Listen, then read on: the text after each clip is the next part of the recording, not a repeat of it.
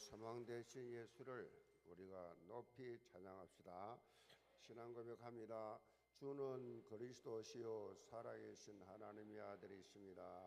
아멘. Amin. 우리 국내 지교회 해외 성도들 같이 서로 인사합시다. 신앙생활 신나게 합시다. Mari kita menikmati kehidupan rohani kita.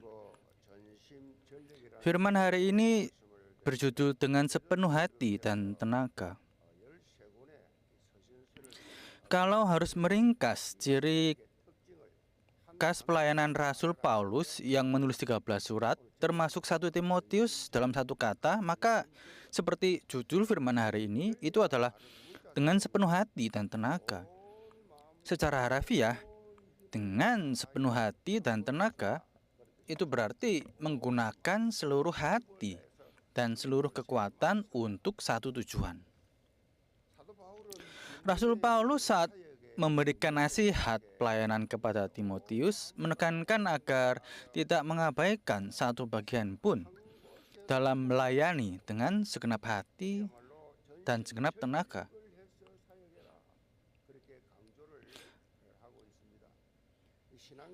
Dan dalam kehidupan iman, hal yang paling mudah untuk menipu kita adalah keadaan stagnan. Dalam ungkapan lain, itu adalah kesadaran yang setengah-setengah.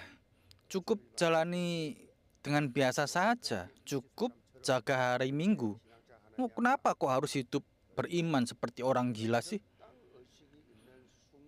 Namun, begitu ada kesadaran seperti ini, saat itu juga kita akan menjadi mangsanya setan. Kalau melihat kondisi kekristenan saat ini, bisa dikatakan bukan hanya gagal menjalani tugas sebagai terang dan garam, tetapi bahkan sedang diinjak-injak. Salah satu penyebabnya adalah kesadaran yang setengah-setengah ini. Kehidupan iman harus semakin diperbaharui setiap hari. Itu sama sekali bukan sesuatu yang bisa dijalani dengan setengah-setengah.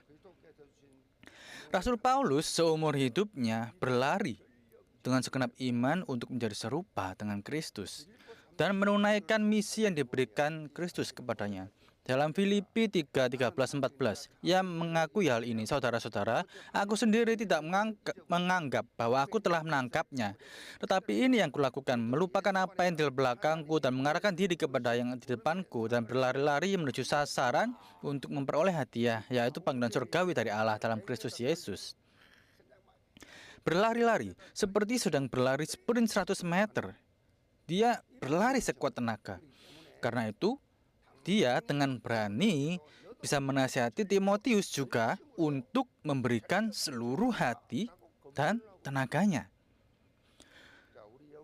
Seluruh jemaat Gereja Yewon, melalui firman hari ini, saya memberkati dalam nama Tuhan agar kita semua dapat memulihkan kembali semangat totalitas yang dimiliki Rasul Paulus dan menjadi pelaku penggenapan perjanjian yang merebut tanah perjanjian Allah yang telah disediakan.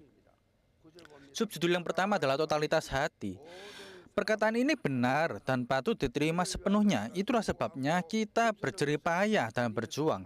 Karena kita menaruh pengharapan kita kepada Allah yang hidup, juru selamat semua manusia, terutama kepada mereka yang percaya. Ungkapan itulah sebabnya dalam teks ini merujuk pada latihan menuju kesalehan yang disebutkan dalam ayat 6-8. Latihan kesalehan itu tidak lain adalah menjadikan Yesus Kristus sebagai Tuhan dalam hidup kita. Itu berarti menjalani hidup yang meneladani Yesus. Sebelum percaya kepada Yesus, kita hidup sesuai dengan keinginan dan pemikiran kita sendiri.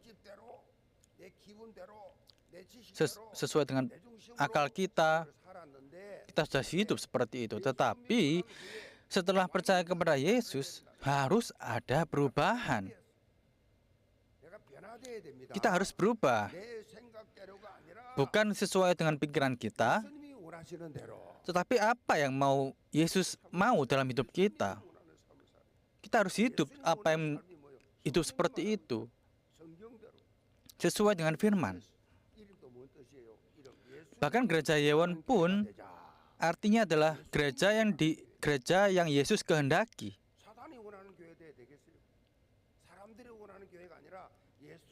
Kita harus menjadi gereja yang dikehendaki oleh Yesus. Kita harus melakukan pelayanan seperti itu. Apa yang menjadi maunya Yesus? Yaitu adalah totalitas dalam hati, dan inilah kehidupan iman yang sesuai dengan Alkitab. Rasul Paulus menekankan kehidupan seperti ini bukan hanya dalam teks firman hari ini, tapi juga berbagai bagian dalam surat-surat yang ia tulis. Dalam Efesus 4, ia mengatakan yaitu bahwa kamu berhubung dengan kehidupan kamu yang dahulu harus meninggalkan manusia lama yang menemui kebinasaannya oleh nafsunya yang menyesatkan, supaya kamu diperbaharui dalam roh dan pikiranmu, dan mengenakan manusia baru yang telah diciptakan menurut kehendak Allah. Dalam Kolose 2, 6-7 dikatakan, kamu telah menerima Yesus Kristus Tuhan kita, karena itu hendaklah kamu hidup di dalam Dia, hendaklah kamu berakar di dalam Dia dan dibangun di atas Dia, hendaklah kamu bertambah teguh di dalam iman yang telah diajarkan kepadamu, dan hendaklah hatimu berlimpah dengan syukur. Setelah percaya kepada Yesus, kita harus membuang hal-hal yang secara rohani tidak bermanfaat bagi kita. Dan kita harus menemukan apa yang perlu kita miliki dan nikmati untuk pertumbuhan rohani kita, serta memulai tantangan yang baru.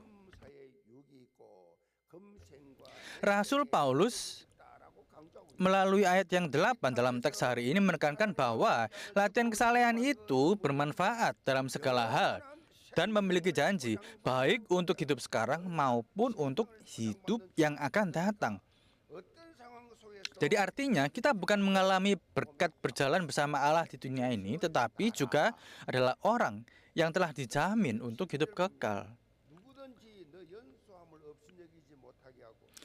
Jangan seorang pun menganggap engkau rendah karena engkau muda. Jadilah teladan bagi orang percaya dalam perkataanmu, dalam tingkah lakumu, dalam kasihmu, dalam kesetiaanmu, dalam kesucianmu. Sementara itu sampai aku datang, bertekunlah dalam membaca kitab-kitab suci dan membangun dalam mengajar. Ada alasan mengapa Rasul Paulus berulang kali menasihati Timotius.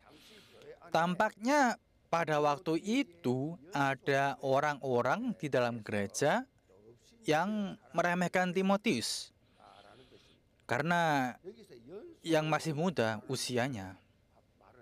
Kata muda di sini dalam bahasa aslinya mengacu pada rentan usia dari saat seorang cukup umur untuk wajib militer hingga usia 40 tahun. Jadi maksudnya adalah Timotius yang saat itu kemudian berusia akhir 30-an. Jadi masih dianggap kurang dalam pengalaman dan kedewasaan bila dibandingkan penatua yang lebih tua di dalam gereja. Seperti di gereja ini, juga banyak penatua yang usianya cukup muda. Dan ada penatua-penatua yang berusia lanjut sekitar 60. Jadi seharusnya berhenti dari jabatannya. Kalau umurnya banyak berarti bisa diartikan dia memiliki pengalaman yang banyak. Dikatakan bahwa jemaat gereja di Korea memiliki pola pikir seperti ini terhadap pendeta. Kalau pendetanya masih muda, dibilang kurang pengalaman. Kalau sudah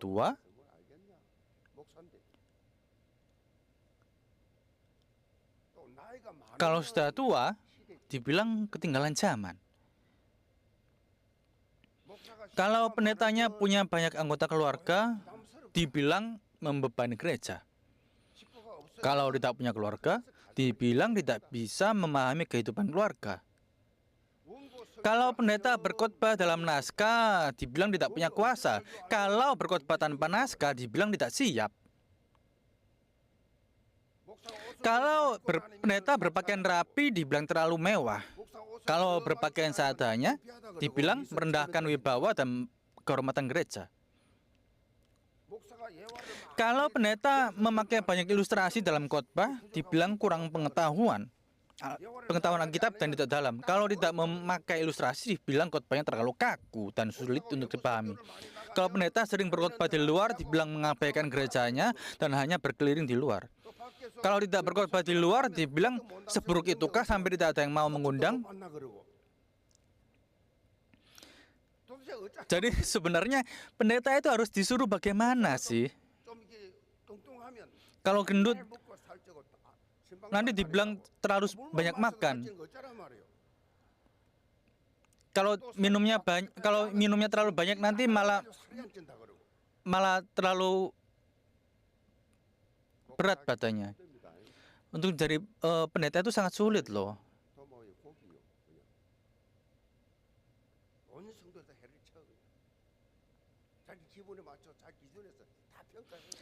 Sebab menjadi pastoral itu karya sebuah seni yang sangat kompleks.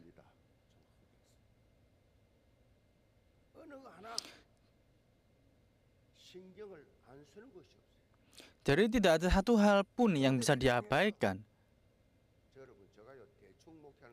Meskipun saya kelihatannya santai, apakah saya kelihatan seperti itu? Tapi sebenarnya saya sangat peka secara rohani.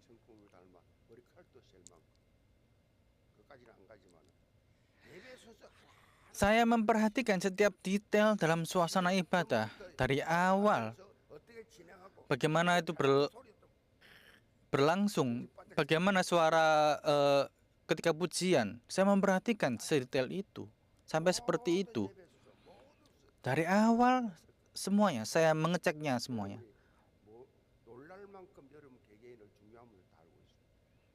Pasti saudara terkejut kalau mengetahui betapa detailnya apa yang saya perhatikan di dalam sebuah ibadah.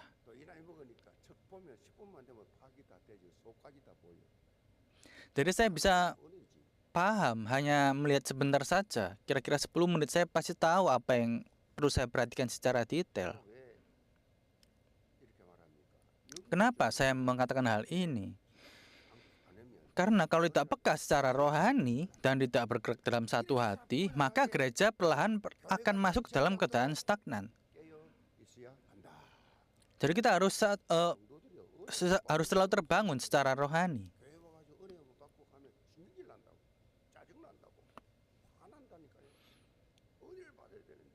Kan kita harus, kalau kita mendengarkan firman, melakukan ibadah, kita harus mendapatkan berkat secara rohani. Kalau tidak seperti itu, ya pasti akan kadang kita akan merasa jengkel. Dalam teks hari ini, Rasul Paulus menekankan bahwa Timotius agar tetap terjaga secara rohani dan menjadi teladan bagi orang-orang percaya. Karena Timotius masih muda dan mungkin menghadapi kesulitan di antara para penatua dan jemaat yang lebih tua. Paulus menasihatinya untuk menunjukkan teladan melalui tindakan rohani dan perilaku hidup yang memiliki wibawa. Jadi sebenarnya wibawa itu tidak dibangun melalui kata-kata. Wibawa dibangun ketika seseorang menunjukkan teladan melalui gaya hidupnya. Bukan hanya pendeta, tetapi semua para pemimpin gereja harus menjadi teladan bagi jemaat. Bagaimana pendeta itu atau penatua itu mengasihi gereja, bagaimana dia berdoa, apakah hanya melalui omongan saja, melalui kata-kata saja.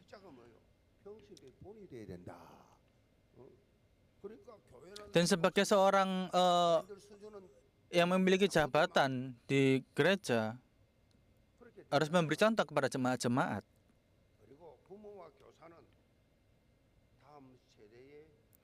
Dan orang tua serta guru harus menjadi teladan bagi generasi berikutnya. Satu tindakan Alkitabiah dan satu kehidupan yang mencerminkan Injil jauh lebih berpengaruh dibandingkan 100 kata-kata. Oh begitu. Jadi harus seperti itu hidup rohani. 일게 됐구나. 저렇게 교회를 위하여 Jadi harus seperti itu melakukan pelayanan untuk gereja. 우리가 먼저 Jadi 우리가 먼저 kita harus merupakan membawa perubahan baru dalam generasi berikutnya. 알고는 있어요. 알고는 있어요. 그래. Karena itu penting bagi kita untuk terlebih dahulu menikmati Injil. Banyak orang yang tahu tentang Injil, tapi dalam kehidupan sehari-hari mereka tidak benar-benar menikmatinya. 눈에 눈물이 나고 가슴이 Tidak ada rasa kagum dan syukur. Kalau sudah seperti itu, akhirnya kehidupan mereka ya hanya menjadi aktivitas agama saja. Mendengarkan firman, menyanyikan pujian, 배를 들을 수 없는 거죠. 감격이 사라졌는 karena sudah tidak ada perasaan. 종교 생활이 종교 Jadi itu cuma ya kehidupan aktivitas agama saja. 똑같이 감각이 없어. Sama saja dengan agama yang lain. Tidak ada perasaan, tidak bisa berubah. 회개가 없어. Tidak ada permintaan ampun. 유명한 문호지요. Sastrawan terkenal Inggris William Shakespeare pernah berkata, orang yang hatinya gembira tidak akan merasa lelah meski berjalan sepanjang hari. Tetapi orang yang hatinya penuh kekhawatiran akan cepat merasa bosan meski berjalan sebentar saja. Jalan manusia pun demikian. Jalani hidup dengan hati yang ceria dan penuh sukacita. Kata-kata ini sangat bermakna. 냉랭한 마음으로 Apakah ini bisa dicapai dengan manusia? 기쁜 마음으로 긍정적인 마음으로 그렇게 살아가라. Saya berharap supaya saudara hidup dengan hati yang 사실 이것이 berharap seperti itu, dengan penuh sukacita. 내가 행복해야 되겠다고 행복해집니까? Apakah kalau kita 내가 유쾌하게 ingin 살아야 되겠다 유쾌해집니까? senang maka kita akan bisa hidup senang? Kan tidak bisa. 그럼 어떻게 하면 되느냐 그래요? Lalu bagaimana caranya? Hanya ada satu cara, 한 가지. 그것이 바로 yaitu 예수 그리스도 menjadi penuh dengan Yesus Kristus. 그리스도로 Yaitu hanya dengan Yesus Kristus. 확실하게 믿어지면 Kalau kita benar-benar menerima Yesus sebagai Kristus, 없어 maka kita tidak akan pernah mengalami yang namanya kekurangan dalam hidup kita. 마음을 다하여 내 생명의 주인이시며 내 삶에 회복게 되시는 예수 그리스도만 바라볼 때 모든 환경, 모든 행편 뛰어넘어서 Kalau kita hanya memandang kepada Yesus Kristus sebagai Tuhan dalam hidup kita dan pemulihan hidup kita, maka kita dapat hidup dalam kebahagiaan 복을 yang sejati dan hikmat yang sejati melalui segala situasi dan keadaan. Sukacita yang diberikan Tuhan dan kebahagiaan bersama Tuhan tidak bisa diambil oleh siapapun. 예수 그리스도 Pada setiap langkah kehidupan, pada setiap masalah dan peristiwa, saya berharap Anda, saudara, bisa bertanya pada diri sendiri. Jika Yesus Kristus ada di posisi ini, apa yang akan dia lakukan? Karena kalau kita selalu menggunakan pikiran kita, ya tidak akan menemukan jawaban. 점점 더 어렵게 살게 돼요. Malahan akan bertambah kusut. 그러나 Namun, 예수님 말씀에 jika kita sepenuhnya mengarahkan pikiran kita kepada Yesus, 문제 실타래가 아주 쉽게 풀려 나간다. benang kusut masalah itu akan mudah terurai.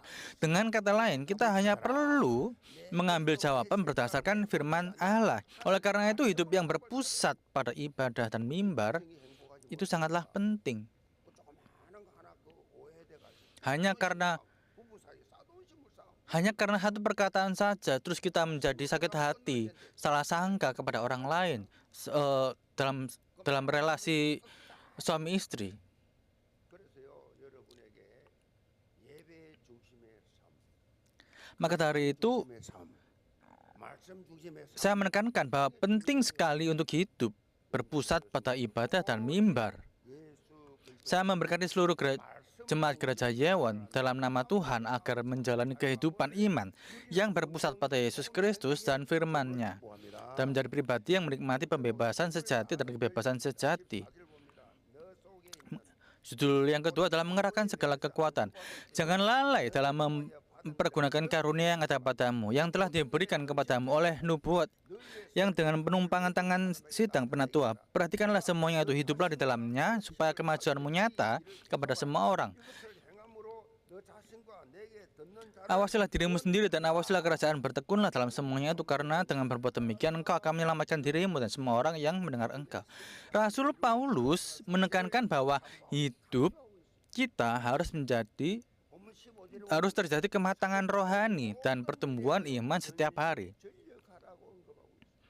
Dan dalam ayatnya yang ke-15, Paulus menyebutkan agar kita melakukan segala sesuatu dengan Jonsim Joryok, yang artinya menceburkan tubuh sepenuhnya ke dalam hal.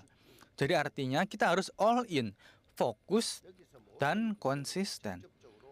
Segala sesuatu di sini secara langsung merujuk pada ayat 12 sampai 14, yaitu secara hidup rohani dan jasmani sebagai teladan orang percaya serta pengabdian dalam membaca, menasihati, mengajar firman Tuhan, dan pemanfaatan karunia dan talenta yang telah diberikan kepada kita secara nyata.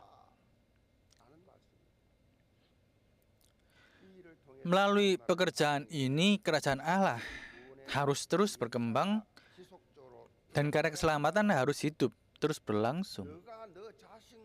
Jagalah dirimu sendiri dan ajaranmu. Teruskanlah pekerjaan ini, karena dengan melakukannya engkau akan menyelamatkan dirimu sendiri dan semua orang yang mendengarkan engkau.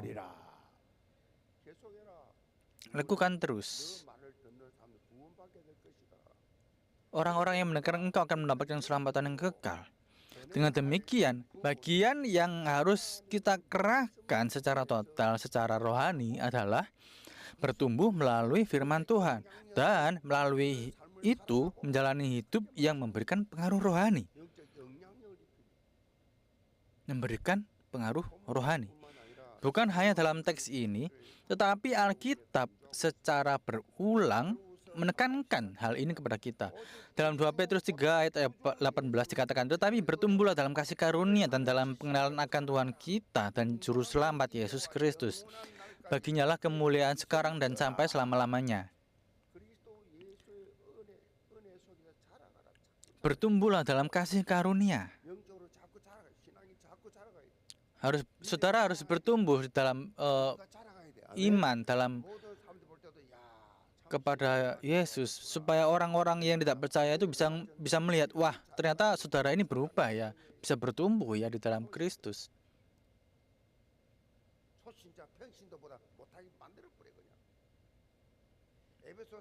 Dalam Efesus 4:15 tertulis, tetapi dengan berpegang pada kasih kita bertumbuh dalam segala hal ke arah Dia yang adalah kepala, yaitu Kristus. Jadi harus tumbuh sampai seperti Kristus. Dalam 1 Korintus 14:20 dikatakan, saudara-saudara, janganlah kamu menjadi anak-anak dalam pengertian, tetapi hendaklah kamu menjadi orang dewasa dalam pengertian. Hendaklah kamu menjadi anak-anak dalam kejahatan, tetapi dalam pengertian hendaklah kamu menjadi orang yang dewasa. Bagaimana caranya? Ya, kita melakukan pelatihan iman. Makanya orang-orang tidak mengikuti pelatihan, dia akan mengalami kesulitan untuk bertumbuh secara rohani. Padahal kalau mendengarkan pelatihan, dia mendapatkan isi untuk bisa dipergunakan untuk bisa bertumbuh. Tetapi karena tidak pergi ke pelatihan, maka dia tidak bisa bertumbuh.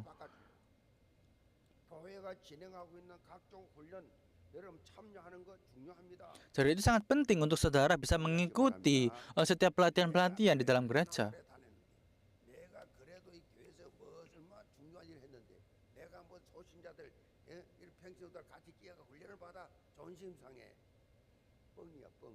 Kalau saudara mengatakan saudara sudah lama bergereja, tetapi saudara masih merasa sakit hati karena satu perkataan dari orang lain, itu artinya ya bohong sama saja. Saudara tidak bertumbuh. Karena tujuan untuk mengikuti pelatihan itu supaya saudara bisa berubah. Ciri khas pembinaan murid yang ditunjukkan Yesus adalah mengajarkan Injil Kerajaan. Bagaimana firman itu bekerja di lapangan, lalu berdasarkan pengalaman itu saling berbagi dan memperbarui diri. Jadi kita harus memegang 2 poin pertumbuhan rohani ini. 전하고 그 말씀을 체험하고 온 후에 가르치고 전파하라. 그 패턴이에요.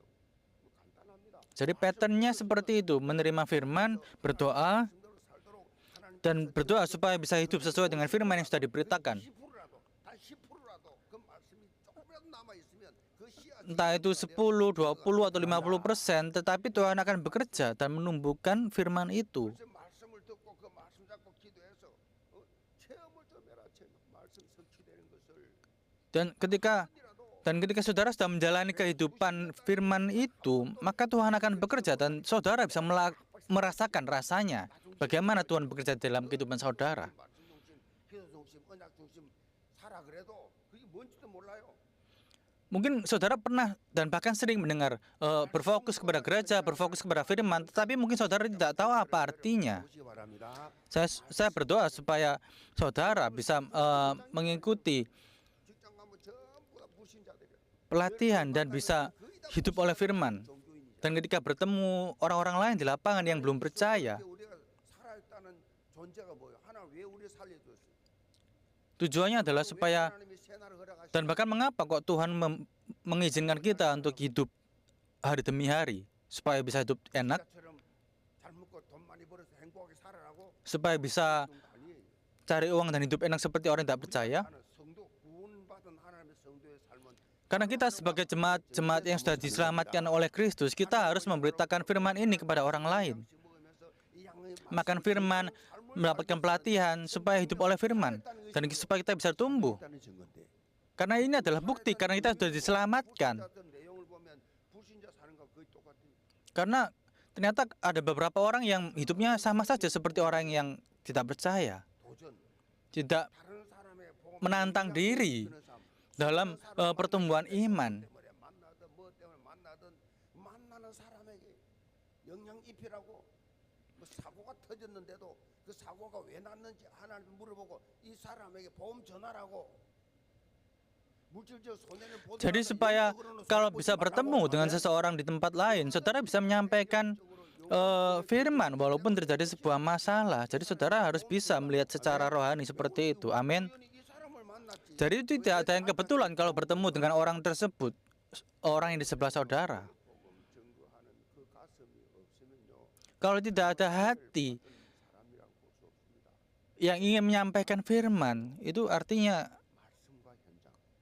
말씀을 받아서 또 체험하고 belum bersungguh-sungguh di dalam Kristus. 다른 사람에게 Jadi dua hal ini, firman dan lapangan.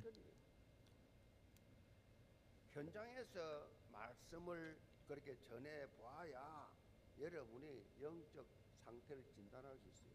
Kalau saudara setelah menyampaikan firman di lapangan, 사람에게 예수를 말해 봐. saudara bisa mendiagnosis kondisi rohani saudara dan mengalami pertumbuhan. 한 번도 나는 사람 만났을 때 예수를 말 안 했다. 한 번도 그럴 분은 없겠지만은 Mungkin ada orang yang belum pernah menyampaikan firman kepada orang lain di tempat ini. Ya walaupun saya percaya tidak ada yang seperti itu. 그래놓고 하나님 내 기도들 내 자식이 내가 돈이 내 경제가 그 나라와 그 일을 너는 먼저 구해봐라. Dan mungkin ada orang-orang yang berdoa untuk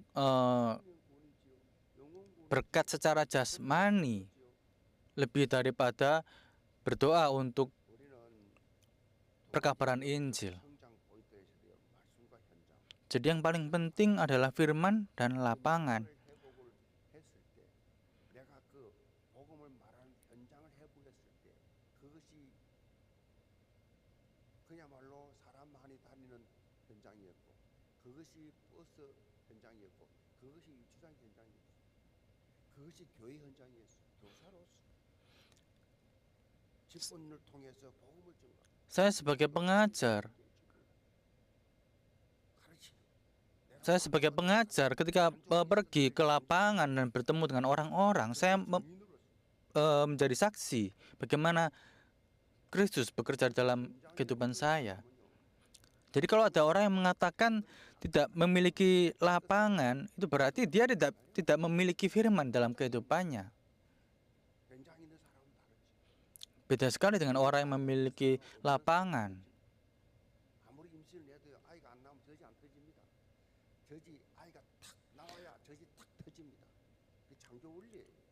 내가 젖 먹일 대상이자 젖이 나오잖아. Lapangan di sini maksudnya adalah ladang untuk 사모하고 신앙이 penginjilan, 있는데 현장이 있어. di mana saudara bisa melakukan perkabaran Injil dimanapun saudara berada. Jadi entah itu keluarga, entah itu tetangga saudara, entah itu di kantor, entah itu di sekolah, setiap pertemuan, 정인된 삶을 한동안 또 살게 하여 주옵소서. saya berharap supaya saudara berdoa, supaya saudara bisa menjadi berkat dimanapun ladang saudara. 한때 전나라는 시리즈가 Dulu sempat populer seri Sampaikanlah, 기독교 dan ada versi Kristen dari seri itu. Sampaikanlah bahwa percaya kepada Yesus adalah jalan memperoleh kehidupan kekal. Nggak ada amin? 믿음이 없이는 Sampaikanlah bahwa tanpa iman kita tidak bisa dapat menyenangkan hati Allah. Sampaikanlah bahwa Allah sangat menantikan ibadah hari Minggu. Sampaikanlah pada siapa saja yang ada di dalam Kristus akan diperbarui. Sampaikanlah bahwa agar saudara memegang hati Kristus, Yesus di dalam hati saudara. Sampaikanlah agar selalu berusaha memberitakan firman, baik di saat ada kesempatan maupun tidak. Sampaikanlah dengan sungguh-sungguh. Amin. Sampaikanlah. Seluruh jemaat gereja Yewon, saya juga berharap supaya saudara bisa menyampaikan sungguh-sungguh. 인생 답도 없이 방황하고 있습니다. 어떻게 사는 것이 행복인지 모르고 있습니다. 여러분이 지금 체험하고 맛보고 있는 그 복음 Yang saudara rasakan saat ini yaitu firman itu adalah sebuah rahasia. 체험하고 Rahasia rohani, dan saya dan berharap supaya saudara menyampaikannya. 하나님의 비밀인 예수 그리스도 Rahasia 지혜와 지식의 모든 보화가 다 감추어져 있어. rahasia tentang Yesus Kristus dan rahasia Allah yang tersembunyi dalam segala harta, hikmat, dan pengetahuan. Dalam Efesus 3:19 dikatakan, aku berdoa supaya kamu mengerti betapa luasnya, panjangnya, tingginya, dan dalamnya kasih Kristus dan mengenal kasih itu, supaya kamu dipenuhi seluruh kepenuhan Allah. 사실 그 높이와 길이와 넓이와 그 엄청난 깊이를 좀 알아서 Jadi Rasul Paulus mengatakan supaya saudara bisa merasakan 날마다 예수 그리스도 panjangnya, luasnya, tingginya, dalamnya kasih Kristus itu, supaya saudara bisa menyampaikannya. 사실적으로 체험을 해라. 강단에서 선포되는 말씀을 통해서 Firman yang turun, yang diberitakan dari firman mimbar dan dari doa, supaya saudara bisa mengalaminya. 언약 성취의 축복, 적과 꿀이 흐르는 부요를 체험하는 풍성한 인생 다 되시기를 Saya 점으로 구합니다. memberkati saudara dalam nama Tuhan agar bisa menikmati firman Allah yang melimpah dengan susu dan madu. Ada sebuah tulisan seperti ini. Di usia 20-an, kita adalah doa kita di usia 20-an adalah Tuhan berikanlah kuasa untuk mengguncang dan mengubah dunia ini. Di usia 30-an, doa kita menjadi Tuhan berikanlah kuasa untuk mengubah orang-orang yang kutemui. Dan di usia 40, Tuhan berikanlah kuasa untuk mengubah keluargaku. Dan nanti di usia 50-an, Tuhan berikanlah kuasa untuk mengubah diriku sendiri. Apa maksudnya? Bahwa perubahan itu harus dimulai dari diri sendiri supaya bisa mengubah keluarga, bisa mengubah lingkungan, dan akhirnya masyarakat bisa berubah dan bangsa bisa berubah.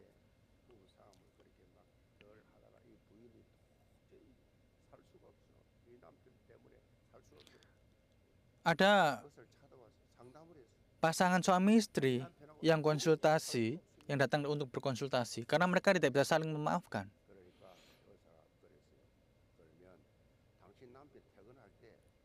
Dan yang memberi konsultasi itu mengatakan,